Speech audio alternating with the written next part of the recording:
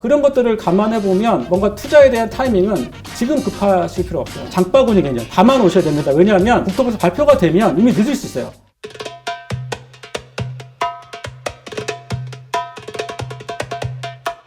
안녕하세요. 이데일리 신수정 기자입니다. 요즘 4차 국가 철도망이 집값 상승의 중심 화두가 되고 있는데요.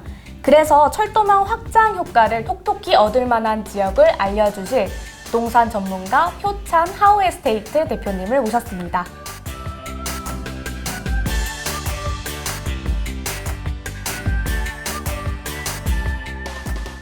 간단하게 제 소개를 좀 드리겠습니다. 저는 철도 계획을 12년 정도 직접 수행을 했었고요. 한 18년 정도 역세권 이쪽 분야에서 좀 활동을 하고 있는 벤더빌트라고 불리고 있습니다. 요즘 핫한 주제인 4차 국가 철도망을 자세히 한번 알려주세요.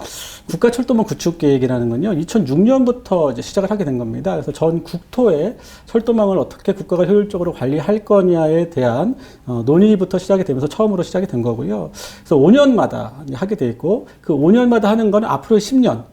그러니까 올해부터 앞으로 10년의 철도 계획들을 어떻게 할 거냐에 대한 것들을 발표하는 거예요. 그래서 5년마다 따져보면 이제 6년, 11년, 16년, 21년. 그래서 올해가 4번째 차례가 된 거죠. 그래서 앞으로 10년간 철도의 어떤 방향성들을 제시해주는 계획이라고 보시면 되고요. 그 6월 달에 아마 이제 국토부에서 본 고시를 발표를 합니다. 그래서 그때 내용들이 좀 더 확정이 되는 거고요. 4월 말쯤에 공청에 나왔던 내용들이 대부분 그대로 인용이 되기 때문에 아마 지금 가장 화두가 되고 있는 GTX, 김부선 노선이라고 불리고 있는 그 D노선에 대한 부분들이 조금 더 그 내용이 담겨질 거냐에 대한 정도랑, 또 최근에 충청권에서 또 청주 지역이 많이 배제가 돼서 그 지역에 대한 또 민심이 좋지 않습니다. 그래서 그런 부분에 대해서 추가 검토에 대한 내용이 담길 거냐에 대한 정도만 차이가 있고요.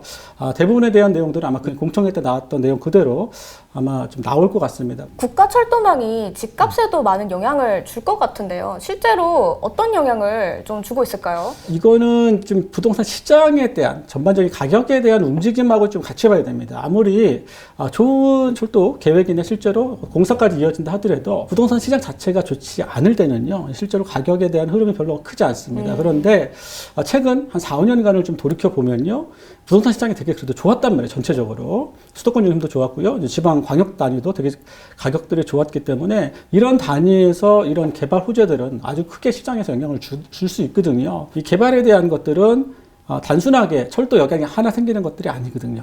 역 외에 주변에 다른 계획들도 생겨지고요. 또 상업용 건물이 들어가거나 업무용 건물도 들어섰기 때문에 이런 다양한 상황들을 좀 생각해 보면 그래도 시작의 중심은 또 철도 노선, 철도 계획들, 역 계획들 이런 것들이 있다라고 여러분들 생각해 주시면 됩니다. 대표님께서는 지금 예정된 철도망 중에 어느 노선을 가장 집중적으로 보고 계세요? 그러니까 어느 특정한 노선이라기보다는요, 전체적인 흐름과 맥락이 되게 중요해요. 그래서 이 시간상 그 결론만 좀 얘기를 해보면 4차 철도망 구축 계획에서 나왔던 것 중에서 우선적으로 봐야 될 노선들이 있다라는 겁니다. 일단은 그 노선들이 그 2차 때, 3차 때 나왔던 건데 이번에 또 4차 때 나온 노선들이 있거든요. 네. 기존에 한번 발표가 됐던 노선들이 아무래도 시간이나 전체적인 상황 쪽으로 좀 더 유리할 수 있다라고 저는 보여지기 때문에 그 노선에 대한 것들을 살펴볼 필요가 있다라는 부분하고, 저는 그 GTX D노선에 대한 게 B노선으로 끝나지는 않을 거라고 보여집니다. 지금 이제 국토부에서 나름대로 뭐 이거를 또 B노선과 연계하고 다양하게 검토를 하고는 있지만, 또 내년에 대선이라는 것들이 있고요. 앞으로 또 여러 가지 어떤 정치적 변수들이 분명히 있거든요. 그런 변수를 감안해 보면 그래도 당초에 우리가 한번 검토했던 전체적인 그 서울 중심권, 강남권에서 하남으로 연결되는 그런 노선대로 어느 정도는 좀 가지 않을까 생각이 전반적으로 들거든요. 그래서 그런 부분에 대한 효과가 아무래도 클 수 있기 때문에 지금의 논란은요, 이거는 그렇게 길지는 않을 것 같습니다. 또 한 가지, 그리고 KTX가 이제 전 국토화되고 있거든요. 네. 그래서 그 중심에는 또 천안 아산역에서 오송까지 그 이어지는 노선이 선이 지금 하나인데 그걸 복복선화 시켜요. 선을 2개씩 가는 거예요. 양쪽이면 4개인 거죠. 그래서 그러한 노선이 복복선화 되기 때문에 전체적으로 지역으로 흩어질 수 있는 노선들이 많아지는 겁니다. 그래서 뭐 수원발 KTX, 뭐 인천발 KTX, 그다음에 서해선으로 연결되는 KTX, 그다음에 지역에서 어떤 전가지처럼 이렇게 나눠지는 KTX 노선들이 많아져요. 그래서 이제는 지역은 KTX역이 아니면 말 그대로 가치가 좀 떨어질 수밖에 없는 거예요. 왜냐하면 너무 많이 KTX역이 쓰기 때문에. 그래서 그 KTX역에 쓰는 역에 대한 부분, 그 이해에 대한 부분들도 분명히 있었으면 좋겠다. 라고 보시면 돼요. 이게 4차 철도망이 다방면으로 영향을 줄 텐데 부동산 중에는 땅이나 뭐 아파트, 뭐 상가 이런 나눠지잖아요. 네네.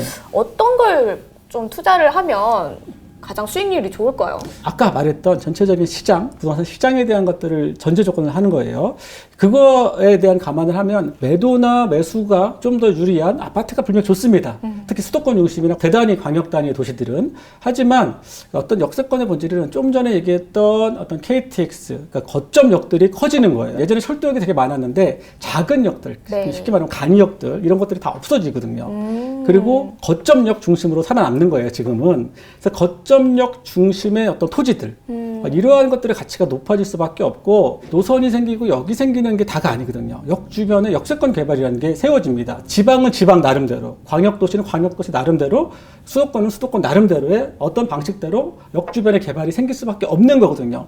그렇다 보면 아무래도 역세권 토지의 가치는 높아질 수밖에 없다라고 저는 생각이 듭니다. 그래서 아까 말한 KTX 거점역, 상당히 많은 KTX 역들이 생기기 때문에 그 새로 생기는 신설 KTX 역 주변에 토지를 갖고 있는 건 상당히 나중에 시간이 조금 걸릴 수는 있어요. 아무래도 지방 토지다 보니까 토지의 특성상 시간이 좀 걸릴 수 있지만 그 상승률을 따지면 주택하고 아파트의 상승률하고는 비교가 안 됩니다.